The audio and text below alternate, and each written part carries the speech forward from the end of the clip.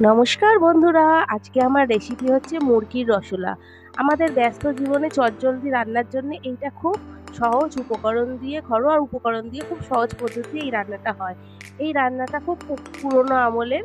এটা সাধারণত ঠাকুর বাড়ির রান্না। এটা আমাদের মা দিদিমারাই এই রান্নাটা করতো।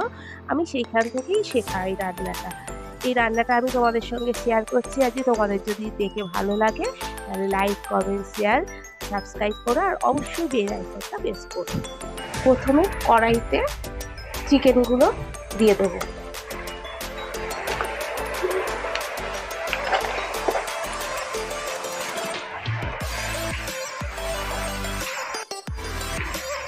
এবারে দুটো তেজপাতা, পেঁয়াজ কুচিগুলো,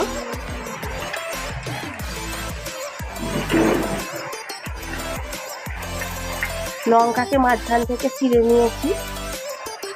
যে যেরকম ঝাল খাও সেরকম ভাবে লঙ্কা দেবে।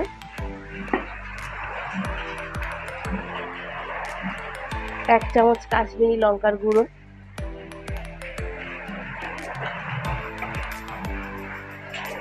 পরিমাণ মতন নুন,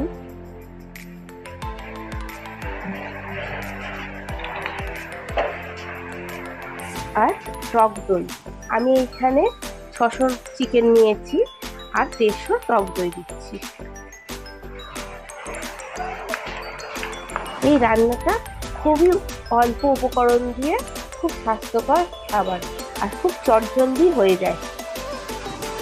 এটা করতে কোনো ঝামেলা নেই। এটা বসিয়ে দিয়ে নিজেদের ইচ্ছে মতন কাজ করা যায়। 1 চামচ রসুন বাটা আর 1 চামচ ঘি, ব্যাস।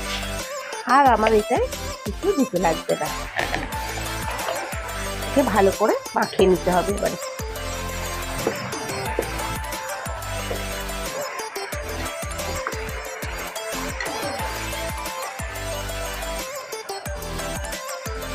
এবারে আমি ইন্ডাকশনটা অন করে দেবো। অন করে হাই ফ্লেমে রাখবো, রেখে চাপা দিয়ে দেবো। এটা 5 থেকে 7 মিনিট হতে দেবো। এর মধ্যে কোনো তেল কিংবা কোনো জল কিছুই পড়বে না। এর প্রথমে ভাপে মাংসের জলটা বেরিয়ে আসবে। এখন এটা 5 থেকে 7 মিনিট রান্নাটা হবে। এবারে ঢাকাটা খুলে দেখি, এই দেখো কত জল বেরিয়ে গেছে। এবারে এটাকে আস্তে করে নেড়ে দিতে হবে। নেড়ে ফ্লেমটা একটু কমিয়ে দিতে হবে। একদম লো ফ্লেমে চাপা দিয়ে হতে দিতে হবে যতক্ষণ না বয়েল হয়। মাঝে মাঝে একটুখানি কড়াতে নেড়ে দিতে হবে। এই দেখো প্রায় অর্ধেক, বেশিরভাগ মাংসটা সেদ্ধ হয়ে গেছে আর মাংস থেকে কতখানি জল বেরিয়ে এসেছে। এবারে এর মধ্যে একটু চিনি দিয়ে দিতে হবে, কারণ টক দইটা অনেকটাই দেওয়া হয়েছে। টকটা ব্যালেন্স করার জন্য একটু চিনি দিয়ে দিতে হবে। চিনি দিয়ে নেড়ে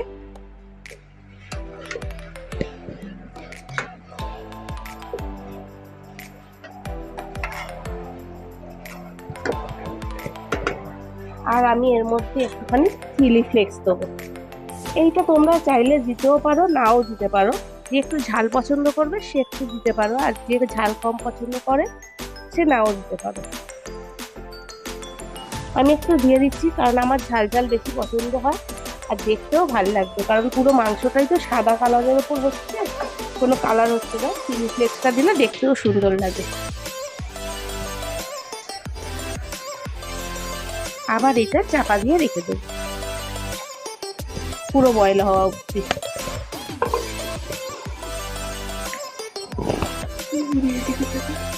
এবারে আমার পুরোপুরি চিকেনটা বয়েল হয়ে গেছে, কিন্তু অনেকটাই জল আছে।